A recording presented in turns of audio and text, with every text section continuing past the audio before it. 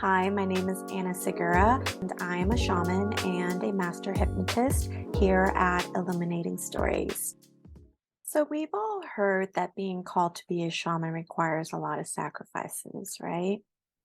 To kick off my very first video of 2023, we're going to talk about what those sacrifices were for me since being called to be a shaman almost 4 years ago now. If you haven't seen my shamanic awakening video, I will link it somewhere so you can go check it out. I can honestly say now that I've healed from all of those losses that I'm really grateful. And I want to share for anyone that might be going through something similar, some perspectives that I hope can shift your views on any type of losses, any tower moments, any crumbling of your old life, and why they truly are indeed aligned with your highest and greatest good. So let's get into the video.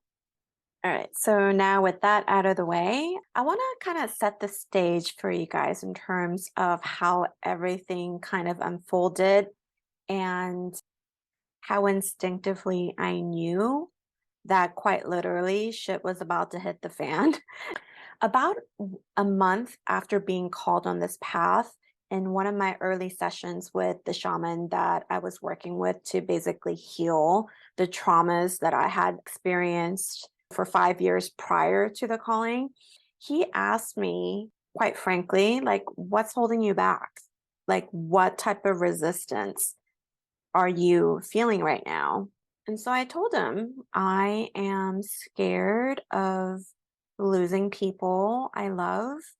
I am scared of losing everything that I had worked so hard to build. I was scared of what people were going to think of me, especially people that have known me all of these years. I also told him that I was afraid of people not taking me seriously because I don't look or act like any of the shamans that I've seen when I Googled what a shaman was because I had no idea. And ultimately, I told him, I'm scared I'm going to lose everything by walking this path. And in that session, what was really interesting is as we really, did a deep dive on my fears, where we landed was loss of husband, loss of all. And I just knew in my gut that was exactly what was going to happen. I didn't want to accept it, you guys. I think with just material things, okay, I get it. There's sacrifices, but when it came to my marriage, I didn't understand why, and I resisted quite hard, and I fought really hard when it came to my husband and my marriage. After that session, I had basically filed things away because, at this point, I was fairly new to this whole process and how things worked in the spirit world. I've had a lot of dreams and experiences, those continued. I journaled all of them and just did my best to just kind of anchor in to the guidance that I was receiving. A spirit world was very clear about the need to heal, and that as healers, we need to be able to heal ourselves before we can heal other people. And so that has been kind of like the main focus. 3 months after that ordeal, one day I woke up with what felt like amnesia and this intense sadness. And I literally cried for hours. And all I can say as I was just crying was, I don't know who I am. I don't know who I am. And as I was saying that, I had just woken up from a dream. And this dream was a message from the spirit world. The message was, who are you without any labels, titles, and material possessions. And the entire experience was so bizarre, so disorienting, and this sheer panic had set in. And then this intense grief took over as I realized that I really didn't know who I was after leaving behind my corporate career, a career that I had built for over 16 years, a career to which I based a majority of my identity. And little did I know at that time, the spirit world was about to show me over the course of the next 3 years exactly what I was meant to learn and exactly what they meant when they sent over that message. So I'm going to walk you through those losses and I'm going to share the lesson through each of those losses. All right. Right. So number one is my career. So before I got called on this path, I was a compliance and risk management executive in the financial services, specializing in mortgage lending laws and regulations. So my job was to lead compliance and risk management organizations and ensuring that these financial lending institutions were abiding by all federal and state laws that governed the industry. That career was something that I was really proud of, but it's one of those things where I think intuitively I have picked up on the fact that it wasn't a career that was meant for me in the long run. And I kept having that tug or that pull, like I was meant to shift. I just didn't know what that was, but I fully trusted that things will reveal themselves, in divine timing. It being so completely different, and no matter how shocked I was at my new reality, I was grateful for the opportunity to dedicate the rest of my life to helping people heal because it is something that I had struggled for so long and something that I realized we were not being taught through our societal upbringing and conditioning. We were taught to cope and survive and move on and toughen up and suppress and repress our emotions, but that's not healing. And what I've learned through the spirit world and the gift of healing that I gained is something that I would always be very grateful for and would be honored to share how other people can learn to heal themselves and connect with the spiritual realms and to experience everything that I'm experiencing for themselves. This is a path that I've grown to love, to grown to appreciate, and ultimately, I am just getting started. I've learned a lot, but I also recognize I have so much more to learn. I am starting to rebuild the foundations of my path, of my life, how it all aligns. I think I'm at that point where I can start taking you guys on this journey. And hopefully, years from now, as you guys grow with me, we can look back in some of these old videos and reminisce on how much we've grown together, how much we've shifted together to be able to laugh about the funniness of how these lessons manifest themselves, cry together as we learn some powerful and beautiful lessons through some painful ways. But ultimately, career was something that I had to give up and one that I have no regrets about whatsoever. So the next thing that I had to give up was my dream homes. Being in the line of work that I was previously, I was making lucrative money. I was very well compensated. I knew exactly what I brought to the table. And, that career was purely transactional. I was really grateful for, my ability to, purchase pretty much any home that I had desired. And at the time of my calling, I was living in Annapolis, Maryland. We had just relocated there from the Dallas area in Texas and living in private and exclusive community, 7,000 square foot home on an acre lot. Life was good. But at the same time, just as a side note, like nobody needs a 7,000 square foot home if you have a pretty small family. And so one of the first things that I had to let go of in, mid 2020 was that house because with the transition wasn't making any income.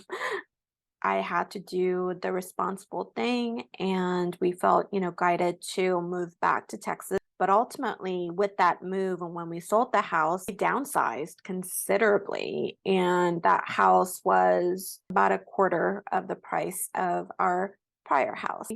We were actually kind of happy to be in a smaller home because everything that we needed was so much closer.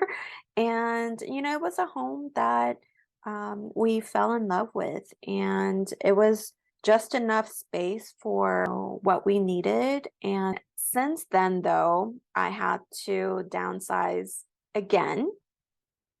The powerful lesson around dream homes and material possessions is that we were conditioned to believe that having a big house, driving a nice car, having nice things were going to bring us happiness in life. It's going to make us feel fulfilled. None of that is actually true. You really don't need much in life to be happy and fulfilled and at peace when you learn to be whole, when you heal from your heart, not your mind. It's not about material possessions, you guys. And I think that is the most powerful thing that I've learned because in my old life, I was always chasing.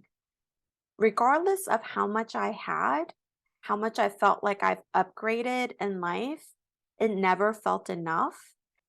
Being in that constant cycle of needing more and more and more and always feeling not enough, that is like a special kind of hell. Ultimately, we know what that was about. It was about capitalism, corporate greed. It wasn't about the people. It wasn't about our happiness at all. And it really does not serve any of our highest and greatest good. If it truly was aligned and meant for me and I felt good about it, that's one thing. Like the reason I'm on this path has nothing to do with any type of materialistic gains. I feel whole. All of my basic needs are met. That is enough. Everything else is just bonus. Next thing, on a similar note, but slightly different, is sacrificing financial abundance. So, with my prior life, as I was saying, I was making a very lucrative income. I had to give all that up. I can honestly say I've done a ton of pro bono work, both before and after launching my practice. All of my services that are one-on-ones are on an offering basis. And that is something that felt really aligned with me personally and also aligned with the will of the spirit world as well. It's a very different dynamic when you're dealing with people that have very traumatic life experiences and generally dealing with people that I would consider to be in a very vulnerable state. I'm always going to honor what the spirit world has ingrained in me. Money should not play a role in whether someone gets to receive the healing that they need. Always ask the spirit world for assistance when you are going through some challenging times. Working on clients in that state of being can actually be pretty harmful. You always want to make sure that your energy is well balanced. You have the emotional capacity to hold space for your clients in the way they require you to. And ultimately, I had to really lean in and trust the spirit world that all of my basic needs would always be met and that I would be divinely guided in being able to sustain my basic needs, the needs of my healing practice through the work that I do, and, ultimately being open and willing to receive all that is meant for me. But at the end of the day, even if I don't have the same level of financial abundance, I am 100% okay with that because what I've learned is material and financial abundance cannot compare to the spiritual abundance that I have gained on this path, and the fact that I am so grateful for the person I have become from where I started and the person I know I will become as a result of remaining in alignment with the spirit world, as well as my path as a shaman, but most importantly, who I am at the soul level. Next, and probably one of the most difficult lessons, one that I resisted the most, having to release my marriage. I was married for 11 years, and my ex-husband was who I considered to be my best friend for about 16 years. Looking back through my journal, there really were countless dreams and messages that foretold the reasons why the spirit world wanted my marriage to end. Right off the bat, literally a couple of weeks after I went through my awakening, I had a dream with the exact words divine intervention, referring to my now ex-husband, and that his issues stemmed from childhood abandonment, which was true, and that he really needed to reflect on his actions and ask for forgiveness. Now, at the time, I couldn't make heads or tails around this dream, and so I had just filed it. I had put a pin on it. I talked to him about it, but I can honestly say, looking back now, the reason why they said that was clear as day. And there were countless dreams and messages after that, but ultimately, I didn't see it and I resisted. I turned a blind eye to everything that was going on.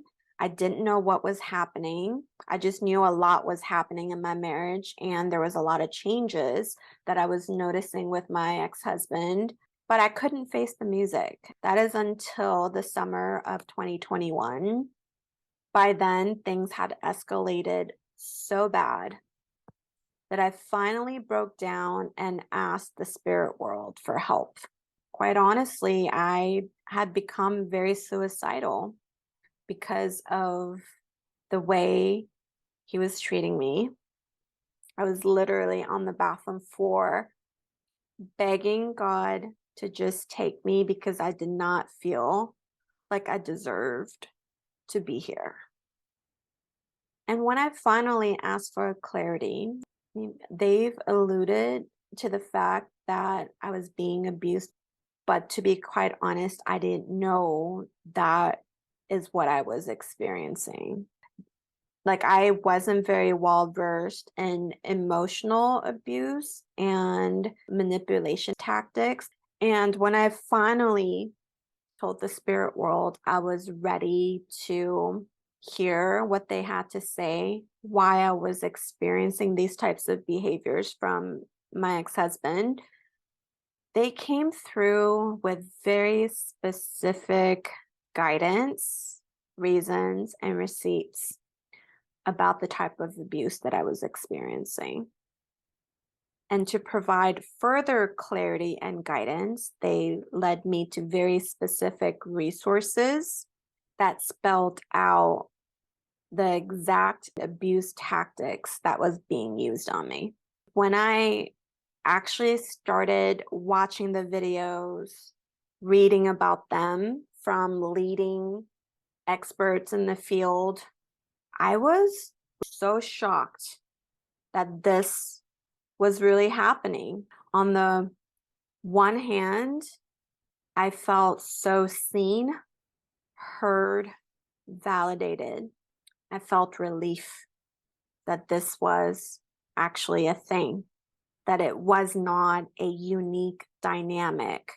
On the flip side, my brain could not just process the reality of what was unfolding before my eyes.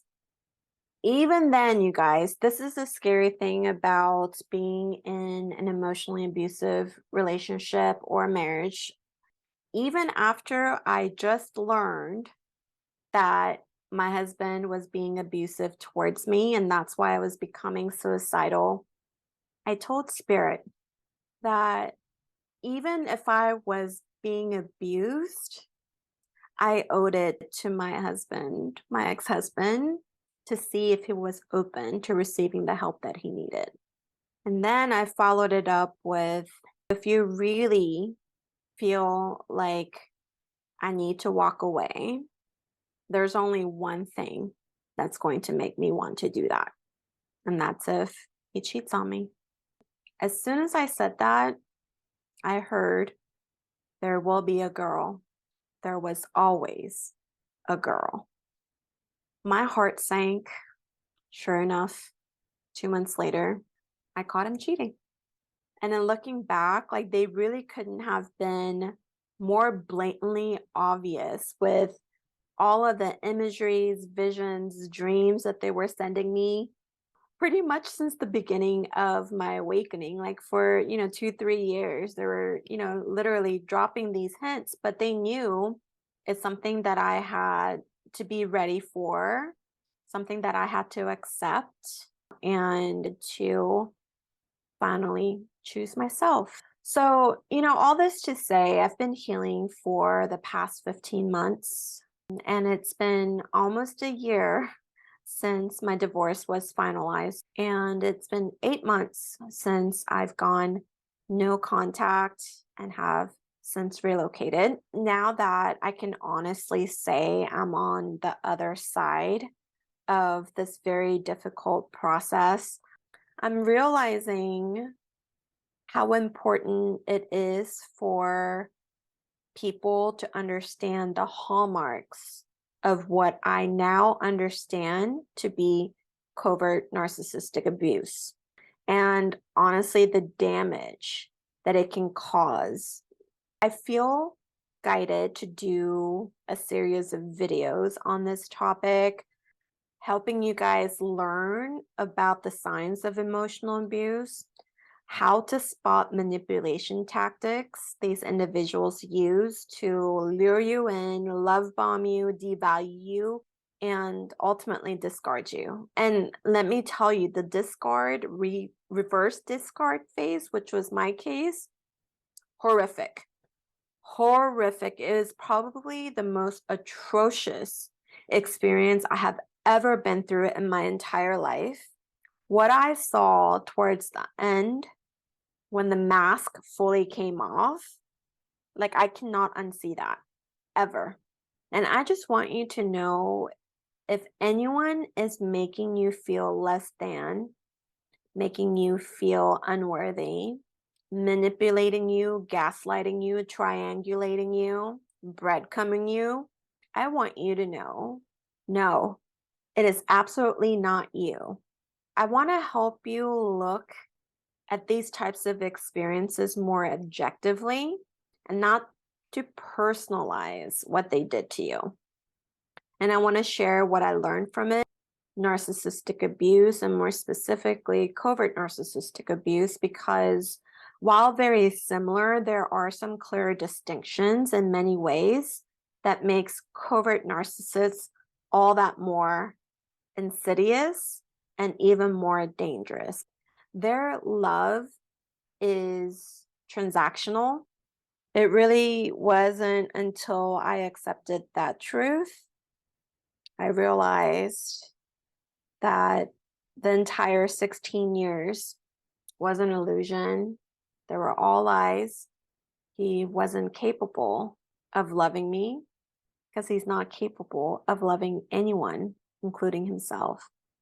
And above anything else, I think the most difficult thing that I had to come to terms with was overcoming the cognitive dissonance between the person I thought he was and then the true colors of who he actually ended up being.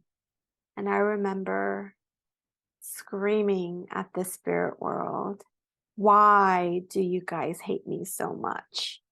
To put me through such agonizing pain, despite my pleas and my prayers to help me save my marriage."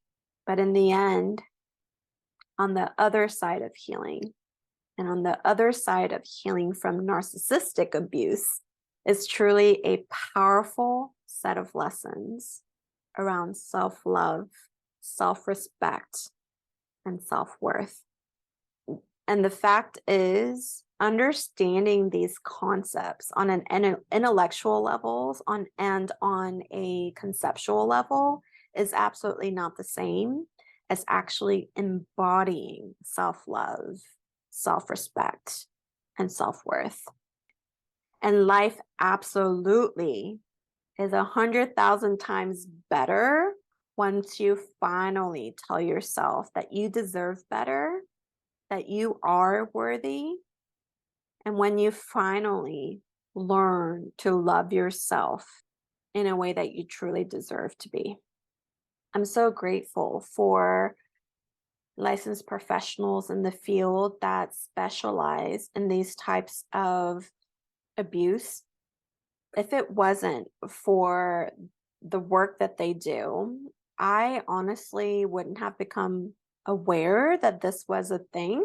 And it wasn't until, I came across survivors of narcissistic abuse that, like, in every single video, I felt like, oh my God, I feel like we were married to the same person because the experiences were all the same, and that these were not unique relationship dynamics. And ultimately, the fact that, it's really helped me understand the intersections between mental health professionals as well as healing practitioners and the respective roles that we play in the healing community. At the end of the day, awareness truly is the first step to healing. Learning how to heal is ultimately a very deep and spiritual experience.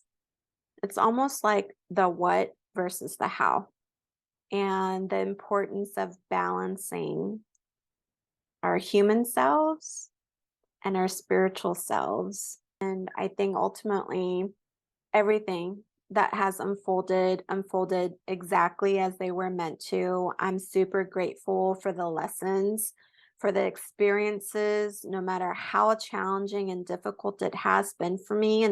And there's just a lot of tips and tricks and stories that I want to share and give you glimpses of the spirit world the way I've come to know them, and hopefully help you remember your own connection to God, to spirit, to source, universe, whatever you believe in, and that we truly are connected and everything we go through in life is for us. So, in closing, having been through all of these losses, healing from it all, for the first time in my life, I have to say, I've never felt more worthy at peace, so free. And, for the past year, spending a lot of time in solitude, healing, getting to just know myself again, being on my own again, loving being single, and just getting to know my own baseline energy and what that feels like, and what emotional safety actually feels like, and the fact that I can give all of that to myself, and that it is absolutely possible to feel whole on your own.